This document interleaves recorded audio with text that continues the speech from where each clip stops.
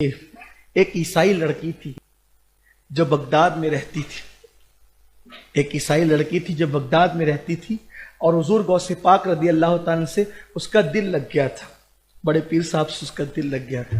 دیکھو ساری باتیں دل کی ہیں، آپ یقین جانیں کہ مائک پر بہت سی باتیں کہنے کی نہیں ہوتی، ورنہ میں آپ کا یقین مضبوط کرنے کے لیے ضرور کہتا ہوں۔ کتابوں میں جو لکھا ہے وہ تو لکھا ہوا ہے، ہم نے اپنے جو معاملات میں محسوس کیا ہے بس اس کو دو مصرعوں میں بیان کرنا چاہتا ہوں کہ جب میں نے تمہیں پکارا کام آیا تیرا سہارا، چلتا آسی کا گزارا تیری خیر سے۔ ایک یہودی لڑکی غوث پاک سے محبت کرنے لگی، پیار کرنے لگی اور ان کی کنیز ہو گئی۔ اتفاق سے اس کی شادی کے دن آئے تو اس نے اپنے ابا سے کہا کہ میری شادی کے دن غوث پاک کو بھی دعوت دینا، غوث پاک بھی تشریف لائیں گے۔ کہا ٹھیک ہے دعوت دیں گے۔ اب وہ تھے سب عیسائی، غوث پاک کو کہا کہ حضرت میری بیٹی آپ کی کنیز آپ سے محبت کرتی ہے، ہم عیسائی لوگ ہیں لیکن آپ دعوت میں ہمارے آئیں گے؟ غوث پاک نے کہا کہ ٹھیک ہے انشاءاللہ وقت پہ دیکھا جائے گا۔ پھر وہ بارات نکلی، بغداد آنا تھا بارات نے۔ اب جب بارات نکلی تو راستے میں ڈاکوؤں نے اس کو قتل کر دیا، دولہے کو ہی قتل کر دیا۔ جب بارات کی بجائے جنازہ آ گیا، جب جنازہ آیا تو اس کی تو خوشیاں لٹ گئی، مسائل ہو گئے۔ اللہ اکبر۔ اس کے باپ نے کہا بیٹی سے بیٹی تو سہاگن بننے سے پہلے بیوہ ہو گئی۔ اس نے کہا ایسا نہیں ہو سکتا، اس نے کہا ایسا نہیں ہو سکتا۔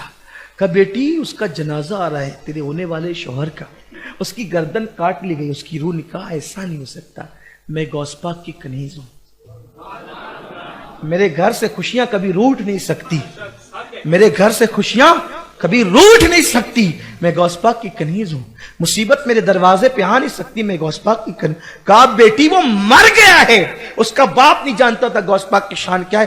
کہا کچھ بھی کرو وہ جنازہ ابھی اٹھانا نہیں جب تک کہ میں مدرسہ قادریہ اور خانقاہ قادریہ میں حاضری دے کر کے نہ آؤں۔ تو کہا بیٹی وہ مر گیا، اس کی آخری صورت دیکھ لے۔ کہا نہیں جب تک غوث پاک کی خانقاہ میں نہ جاؤں اس وقت تک کہ میرے ہونے والے شوہر کا جنازہ نہ اٹھایا جائے۔ اس کے بعد اس کو لے جایا گیا، خانقاہ میں گئی، مدرسہ قادریہ میں میرے مرشد غوث پاک درس دے رہے تھے، قدموں پہ گر گئی، کہنے لگی مرشد میں نے تو محبت آپ سے کی ہے، میں نے تو الفت آپ سے کی، یہ اور بات ہے میرا مذہب عیسائی ہے لیکن پیارے تو زہرا کا لال ہے، تیرے یہاں مذہب نہیں دیکھا جاتا، تیرے یہاں تو سب کو نوازا جاتا ہے۔ کہا ہوا کیا؟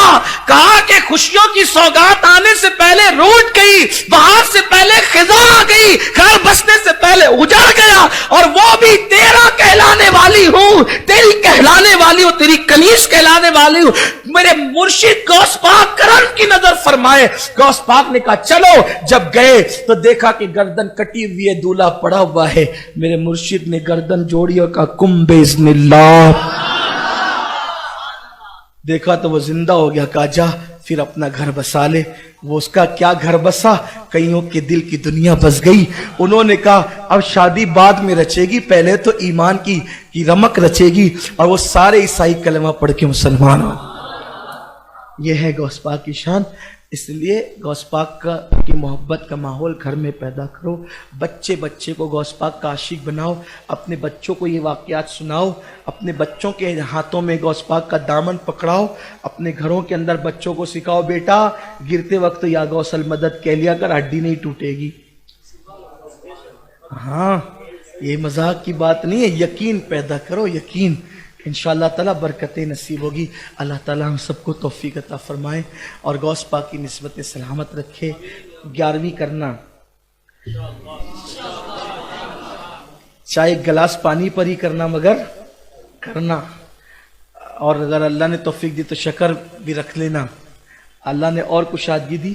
میں نے دیکھا جن کے یہاں ہر مہینے پابندی سے 11ویں ہوتی ہے مصیبتیں بھاگ جاتی ہیں، کیونکہ ہر مہینے غوث پاک، بلکہ ہر مہینے کیا یار روز غوث پاک کا نام لیا کرو، ان کی برکتیں نصیب ہوگی۔